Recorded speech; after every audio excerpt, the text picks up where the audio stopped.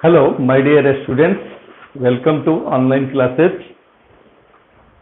आज हम लोग सेट के बारे में जानेंगे। According to NCERT 11th class 1.1 exercise 1 chapter 1 है।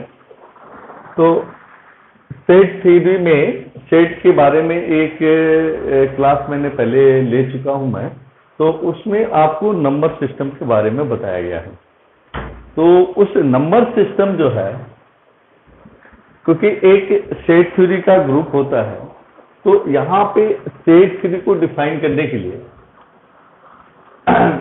उसको जानना जरूरी है, क्योंकि उस नंबर सिस्टम का इसमें यूज होगा, काफी जगह पे आएगा। और जो सेट है, सेट मैथ का बेस है, क्योंकि इसका आपको फंक्शन जो पढ़ते हैं उसमें भी ये सेट आता है। और इट मीन्स आपको प्रोबेबिलिटी की स्टडी करेंगे तो प्रोबेबिलिटी में भी ये सेट थ्योरी का यूज होता है, ठीक है ना। और कई जगह ये मैथ में हम लोग जो डिफरेंट कैलकुलस पार्ट पढ़ेंगे उसमें भी आपको कुछ जगहों पे इसका सेट थ्योरी की जरूरत हमें पड़ती है। तो चलिए अब हम लोग सेट थ्योरी के बारे में जानते हैं कि सेट क्या है। तो what is set?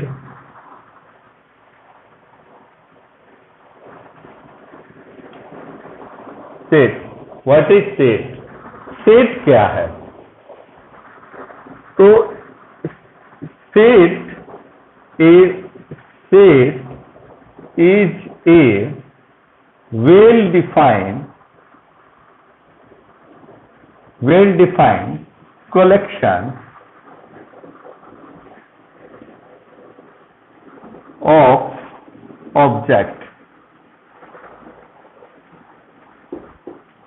Set theory जो है well defined collection of object, यानी कि यहाँ पे मेन जो बातें हमारे पास है सेट थ्योरी के डेफिनेशन में, वो है वेल डिफाइंड, ठीक है ना। ऐसे हिंदी में कहते हैं किसी वस्तु के सुनिश्चित संग्रह को, सुनिश्चित सुपरिभाषित संग्रह को सेट कहते हैं, ठीक है ना। तो ये वेल डिफाइंड कलेक्शन कौन कौन से होते हैं, तो यहाँ पे आप इस पे चर्चा हम लोग कर लेते हैं। वेल डिफाइंड कलेक्शन का मतलब क्या यहाँ सेंस है? तो collection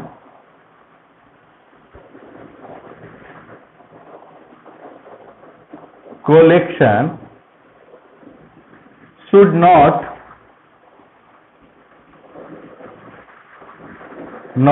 change, collection should not change from person to person। कहने का मतलब है जो हमारा कलेक्शन जो होगा ये पर्सन टू पर्सन चेंज नहीं होना चाहिए। यानी कि यदि किसी एक व्यक्ति से किसी प्रश्न का आंसर पूछा जाए तो वही उत्तर दूसरा व्यक्ति भी दे। जो प्रथम व्यक्ति से यानी फर्स्ट पर्सन से जब क्वेश्चन पूछा गया तो फर्स्ट पर्सन ने जो आंसर दिया वही दूसरे व्यक्ति से भी पूछा जाए तो वही अपने पास आंसर मिले, तो कहते हैं कि जो हमारे पास जो कलेक्शन हुआ, जो भी कलेक्शन हमने किया, जो भी आंसर फाइंड किया, उसका दोनों का क्या था? सेम था, यानी कि उसमें कोई चेंज। तो यही कहता है collection should not change from person to person, यानी कि ये कहता है कि पर्सन टू पर्सन चेंज नहीं होने चाहिए, ठीक है ना। तो यही सेट थ्योरी जो कलेक्शन हम लोग करें। तो अब एग्जाम्पल हम लोग एक ले लेते हैं, जैसे कि आप एक एग्जाम्पल लें कि टॉप 5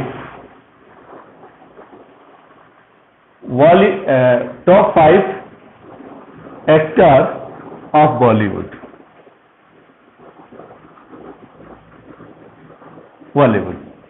तो देखिए यहां दो व्यक्ति का नाम हम लेते हैं, एक का नाम है मोनू और एक का नाम है सोनू। तो देखिए मोनू और सोनू दोनों के द्वारा कलेक्शन में क्या डिफरेंस आ रहा है, ठीक है ना। तो देखिए यहाँ पे मैं मोनू की कलेक्शन की बात कर रहा हूं। और मोनू जो है आपको टॉप 5 एक्टर अमिताभ बच्चन, शाहरुख खान, अक्षय कुमार, सलमान खान और अजय देवगन, ठीक है ना। देखिए मोनू था, अब सोनू का कलेक्शन क्या है। देखिए ये तो मोनू का कलेक्शन था, अब सोनू के कलेक्शन पे डिस्कस कर लेते हैं। तो सोनू के अकॉर्डिंग क्या है, यहां आमिर खान है, ठीक है ना, शाहिद कपूर है और सोनू सूद है, रणवीर सिंह है और अगेन अमिताभ बच्चन हमने ले लिया। तो देखिए यहां 5 कलेक्शन सोनू के अकॉर्डिंग और यहां मोनू के अकॉर्डिंग 5 कलेक्शन, बट डिफरेंस, यानी कि दोनों का जो कलेक्शन है वो डिफरेंट है, ठीक है। टॉप 5 एक्टर ऑफ बॉलीवुड की जब हम बात करते हैं तो मोनू के अकॉर्डिंग और सोनू के अकॉर्डिंग दोनों का कलेक्शन क्या है, डिफरेंट है कि नहीं, डिफरेंट है ना। तो ये आपको यानी कि सेट नहीं होगा, क्या होगा, ये सेट नहीं होगा, यानी कि नॉट ए सेट, क्योंकि person to person collection change हो गया, पर्सन टू पर्सन क्या हुआ, कलेक्शन चेंज हो गया यहां, ठीक है ना, डिफरेंट हो गया। बट यहीं पे हम आपसे पूछते हैं, मोनू से भी एक क्वेश्चन हम पूछते हैं और सोनू से भी क्वेश्चन पूछते हैं, दोनों से ये क्वेश्चन पूछा जाता है कि ऑड नेचुरल नंबर, यानी कि a set odd natural number, set odd natural number less than 10, ठीक है ना, या इसको मिटा दो, odd natural number less than 10, यानी कि आपको बताना है कि odd natural number less than 10 के सेट बताने हैं, ठीक है ना, आपको ग्रुप बताना है। तो मोनू का आंसर क्या होगा, मोनू का आंसर होगा कि नेचुरल नंबर क्या होता है, started the natural number is 1 से शुरू होता है, ऑड की बात किया 3, 5, 7, 9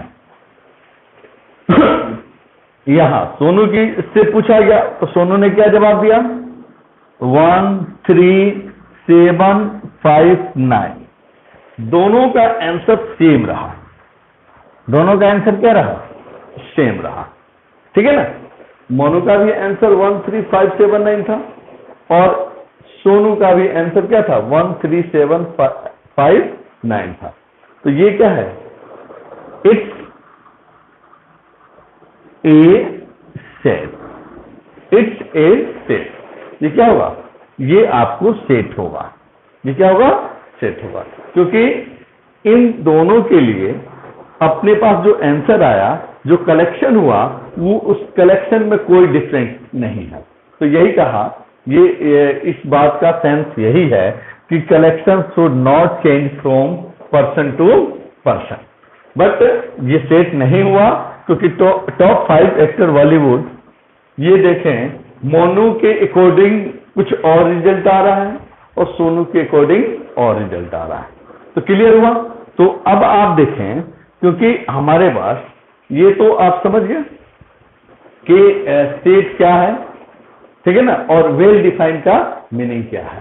तो अब ये सेट नहीं है, इसको मैं मिटा देता हूं, ठीक है ना, ये सेट नहीं है, इसको हम लोग मिटा देते हैं, ठीक है ना। Please pause the video, note it down.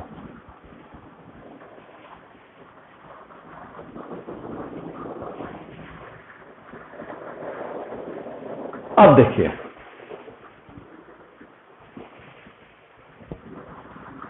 How to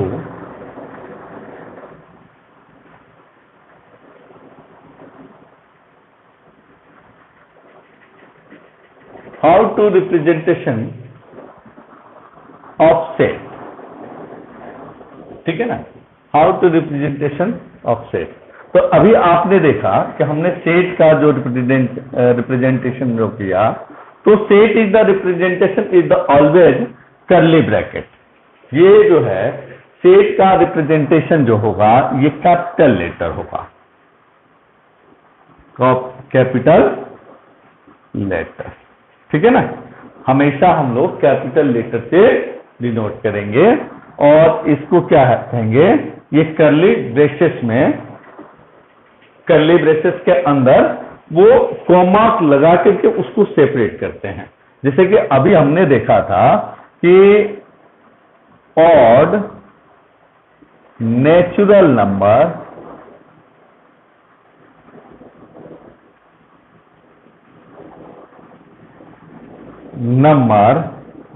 less than 10। तो लेस देन 10 की बात जो हम करेंगे तो 1, 3, 5, 7, 9, ये आपने देखा। तो अभी हमने बताया how to representation of set. तो सेट का रिप्रेजेंटेशन जो है कैपिटल लेटर से होता है और इसको हम लोग क्या करते हैं, कर्ली, इसको कहते हैं कर्ली ब्रेसेस, ठीक है ना। तो इसको कर्ली ब्रैकेट ब्रेसेस में बंद कर देते हैं, क्लोज कर देते हैं और इसको कॉमा लगा के सेपरेट करते हैं, एलिमेंट्स के बीच में कॉमा हम लोग लगा देते हैं। तो ये आपको रिटेन वर्क है और रिप्रेजेंटेशन का तरीका हुआ। तो रिप्रेजेंटेशन में आप समझ गए। तो देखिए ये क्या है कि इसमें जो अंदर जो है वो एलिमेंट्स है, इसको क्या कहते हैं, एलिमेंट्स कहते हैं। इसको मेंबर भी कह सकते हैं और ऑब्जेक्ट भी कह सकते हैं, ठीक है ना। तो ये आपको एलिमेंट्स ऑफ सेट, ठीक है ना, member of set, member of set, object of set. ये सेट के ऑब्जेक्ट भी है, मेंबर्स भी हैं और एलिमेंट्स भी हैं। लेकिन ज्यादातर हम लोग जो वर्ड करते हैं सेट थ्योरी के अंदर, ये आपको एलिमेंट्स क्या करते हैं, एलिमेंट्स ऑफ सेट का हम लोग करते हैं। तो ये अपने एलिमेंट्स का लाता है, क्लियर। तो अब हमारे पास एक कंसेप्ट है, यहां पे मैं समझा देता हूं, concept of belongs to, concept of belongs to. तो यहां कंसेप्ट ऑफ बिलोंग्स टू की बात है। तो ये एक सिंबल है, ग्रीक सिंबल है। ये कौन सा सिंबल है, ग्रीक।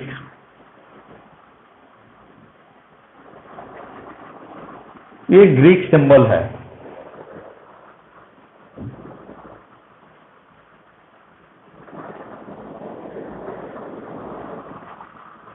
एप्सिलॉन, ठीक है ना। ये फिजिक्स वगैरह में ज्यादातर यूज लिया जाता है, लेकिन यहां पे मैथ्स के अकॉर्डिंग हम लोग यहां पे बिलोंग्स टू के फॉर्म में यूज करते हैं। इसको किस फॉर्म में यूज करते हैं, बिलोंग्स टू। अब यहां पे हम कहेंगे कि elements 1 belongs to set A. यहां क्या कहेंगे कि इसको क्या पढ़ेंगे हम लोग, यानी कि read 1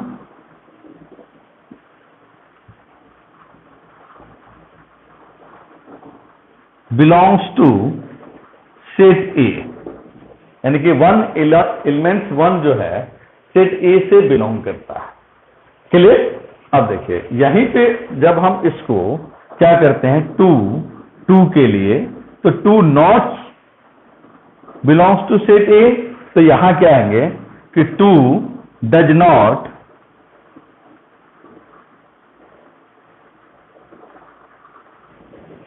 belongs to A, belongs to ए।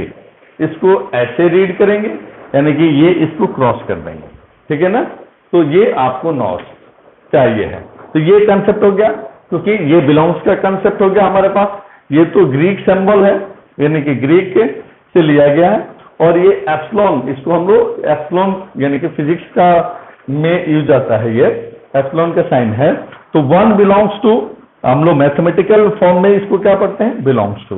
तो 1 बिलोंग्स टू सेट ए, यानी कि ऐसे हम लोग रीड करेंगे, और इसको हम लोग ऐसे रीड करेंगे। क्लियर हो गया। तो ये हमारे पास रिप्रेजेंटेशन हो गया, how to representation of set. Clear हो गया। तो please pause the video, write down.